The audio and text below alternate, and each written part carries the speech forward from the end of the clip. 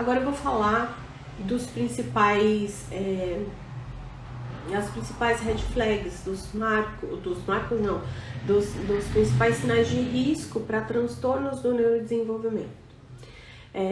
Se essa criança não expressa emoções, se você não consegue reconhecer emoções, tanto através das expressões faciais quanto através da fala dessa criança, se ela não mostra isso, coordenando, né, expressões faciais, alterações na forma como ela se expressa através da fala, é um sinal de risco.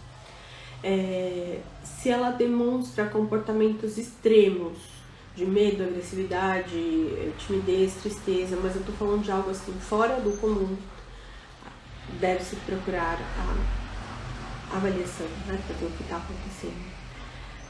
Retraído, e aí eu não tô falando de timidez, eu tô falando de um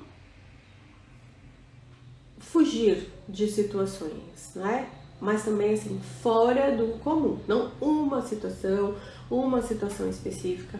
Tô falando de situações de nunca busca crianças, todas as festas se isola, enfim, né? Eu tô falando de algo fora do comum, algo que você olha para as outras crianças de 5 anos, as crianças estão todas lá e a sua tá retraída. Né? Aquelas coisas que as crianças de 5 anos fazem, mas a sua não faz. Então, algo fora daquele padrão de todas as crianças. Buscar avaliação. Uma criança de 5 anos, ela já deve focar em uma atividade sem uma supervisão de adulto ou supervisão ocasional, pelo menos 5 minutos. Né? Então, se essa criança não consegue focar a atenção pelo menos 5 minutos, é facilmente distraída, e fica trocando muito de brinquedo, de atividade, também é algo que chama atenção. Se ela não responde às pessoas, ou se ela responde apenas superficialmente, né, não virando o rosto e a cabeça, não trocando turnos, é também um sinal de alerta.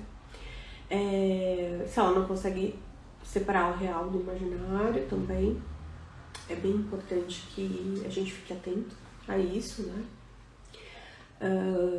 Alguns pais têm dúvidas do que é separar o real do imaginário, então eu tô falando de concretude, né? Então a gente percebe que durante o desenvolvimento da maturidade simbólica, nas brincadeiras, a gente tá brincando com a criança e de repente ali a gente tá brincando de comidinha, né? E aí de repente a gente tem só as panelinhas e não tem as comidinhas de dentro.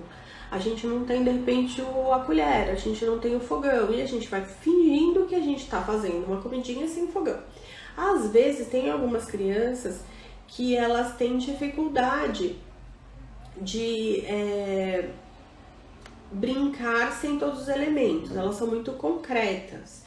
Então, pra brincar de comidinha, tem que ter o fogão, tem que ter o garfo, tem que ter a faca, não pode cortar se não tiver a faca, não pode fazer uma comidinha se não tiver a comidinha. Tem essa questão da concretude. E tem algumas crianças que, quando a gente vai brincar com elas e a gente vai puxando esses elementos simbólicos, né? Vamos lá, agora vamos, sei lá, eu sou tal. Não, você não tá com a roupa. Né? Ou então ficam muito assustadas quando a gente, então agora eu sou o policial, eu vou te prender, já ficam assustados porque vão dando uma misturada no simbólico e no real e no simbólico, né? Então tem tanto aquela criança que fica concreta, porque não tem os elementos, a gente consegue perceber isso, quanto aquela criança que você às vezes não tá brincando com brinquedos, mas através da sua fala, agora eu sou policial, vou te prender, e a criança fica assustada e começa a chorar, enfim, né? Então a gente pode perceber desses elementos. E eu tô falando aqui de uma criança de 5 anos, né? Se essa criança não brinca com uma ampla variedade de brinquedos e brincadeiras e jogos, tanto com brinquedos ou sem brinquedos, se ela não usa plurais e tempo passado e futuro corretamente, se ela não desenha, né, se é uma criança que tem, eu não tô falando de não gostar de desenhar, não conseguir desenhar, Ah, faltou uma coisa lá sobre o cognitivo. Essa criança ela já consegue desenhar uma pessoa com pelo menos 6 partes, tá? Eu esqueci de falar. Se essa criança não desenha, então é uma red flag importante. Se ela não consegue escovar os dentes, enxugar as mãos, não fazer todos os passos após ir ao banheiro, lavar as mãos, né? Então se ela se perde para abrir a torneira, pegar o sabão, tirar o sabão, enxugar as mãos, ficar atento também com essa sequência de ações. E aquela básica de todas, né, de todas as aulas que eu dei aqui, se ela perde habilidades que ela já adquiriu, deve-se ficar atento e procurar avaliação, tá? Então essas são as principais